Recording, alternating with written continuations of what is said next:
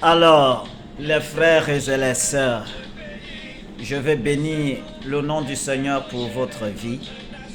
Je voulais partager quelque chose avec vous encore aujourd'hui parce que je me suis dit qu'il fallait que j'en parle un peu. Vous voyez, il y a une catégorie de personnes, surtout la jeunesse ces derniers temps, qui est tellement focalisée sur les réseaux sociaux, TikTok, Instagram, WhatsApp, Facebook. Et vous voyez, ça prend beaucoup de temps. À chaque fois que tu vas te mettre dans ces différentes plateformes, est-ce que tu t'es déjà posé la question que le nombre de temps que je passe sur cette plateforme, est-ce que je produis ou je ne produis pas? Ce que je veux que tu saches aujourd'hui, c'est que le nombre de minutes que tu passes sur TikTok ou Instagram ou n'importe quoi déterminera aussi le nombre de temps que tu ne passes pas dans la prière. Pourquoi? Parce que plus tu es là-bas, plus tu es engagé et envahi par les choses du monde. Tu t'oublies. Tu t'oublies catégoriquement. Et après la fin de la semaine, tu n'es pas producteur ou productrice. Tu n'arrives pas à germer des fruits positifs. Je souhaiterais qu'aujourd'hui tu penses à ça. Je souhaiterais que tu regardes ce volet de ta vie. Je souhaiterais que tu t'impliques davantage dans la prière. Parce qu'une personne qui n'est pas remplie de prière, surtout un jeune qui n'est pas rempli de prière, est un jeune qui est un vase vide. Parce que tu vas te concentrer sur les choses du monde et ton intérieur serait vide. Et tu vas plutôt nourrir l'extérieur. Et quand l'extérieur est nourri, ça veut dire que tu n'as pas de bons fondements. Les fondations de ta vie ne sont pas pratiques et palpables.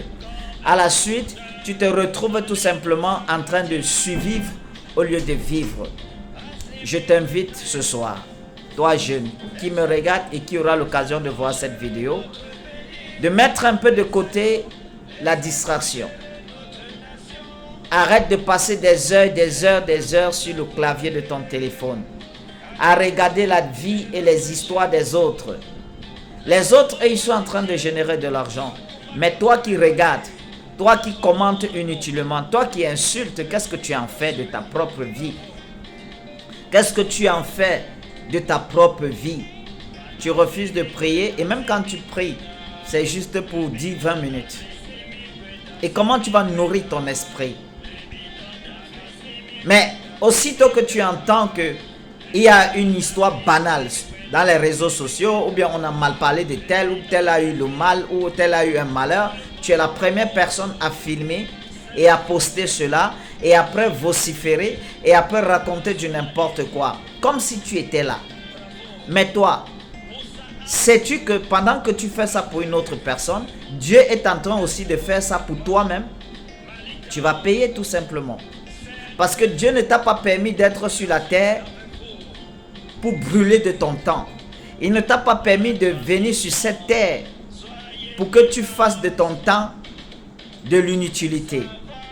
Pour que tu t'engages dans des choses qui ne te rapportent pas. Tu es une créature de Dieu dont Dieu a décidé de compter. Si tu existes et si tu as la vie aujourd'hui, pendant que tu m'écoutes, c'est juste parce que Dieu sait que dans ton agenda divin, tu es programmé pour apporter un plus à la société. Tu es programmé pour sublimer ton prochain, pour aimer ton prochain, pour apporter la grâce dans la destinée d'un proche, d'un voisin, de ton patron, ou si toi-même tu es ton propre patron, de pouvoir étendre ta destinée de manière positive. Je compte sur toi et je t'invite encore davantage à pouvoir dire que je dois être producteur ou productrice dans mon environnement. Arrête de murmurer, arrête de détruire, arrête de neutraliser des personnes. Arrête d'exposer les vies des gens, parce que quand tu exposes les vies des gens, toi aussi tu te fais exposer ta propre vie dans le royaume. Et ça serait très catastrophique. Même si toi, tu ne payes pas les pots, tu te rendras compte que ta génération va payer les pots. Je compte sur toi. Et j'espère que tu as compris ce que j'ai dit. Je suis El Shaddai, le lion de la tribu de Juda. Ciao.